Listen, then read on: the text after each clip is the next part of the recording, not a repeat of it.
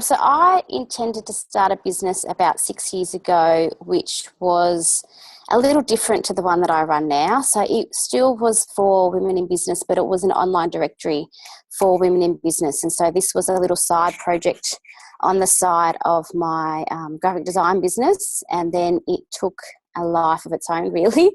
And that design business is obviously now no longer. But yeah, so it took a different shape over the years and it evolved. So it was the same ethos. It was all about supporting women in business, but it changed. So as opposed to being an online directory, we moved into events. Basically, the whole reason that we started moving into events was I was finding that as an online directory, I was getting contacted a lot by women business owners, and they weren't necessarily contacting each other. So I sort of felt a bit like the meat and the sandwich. And I thought it'd be great to have an event where people could actually speak with each other and I could step away and the organic connections could form that way. So over time, those events evolved into workshops, obviously networking events. We now do webinars, online resources and support as well. So it's sort of taken on a life of its own. And around 2.5 years ago, we rebranded to She Will Shine. And we really stepped it up a notch by taking out a space which we run our workshops from, but also we now do all-female co-working as well. So to escape that isolation that you often find working on your own.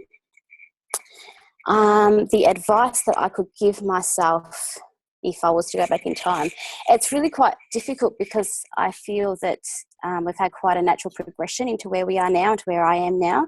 So it's really difficult to say, how I would have changed it and what advice I would have given myself. But I guess what I have found really quite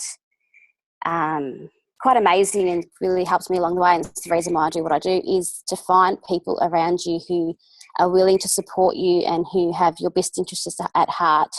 But not only that, they actually understand what you're trying to achieve, so they know where you want to go, and they're able to be honest with you and guide you through that process, because it's a tough job running, starting a business and making it grow.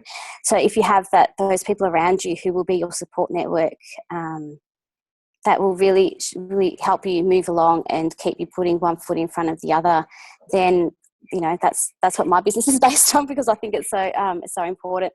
So I definitely would say find those people who understand you and hold on to them with your life, because I think they're really valuable.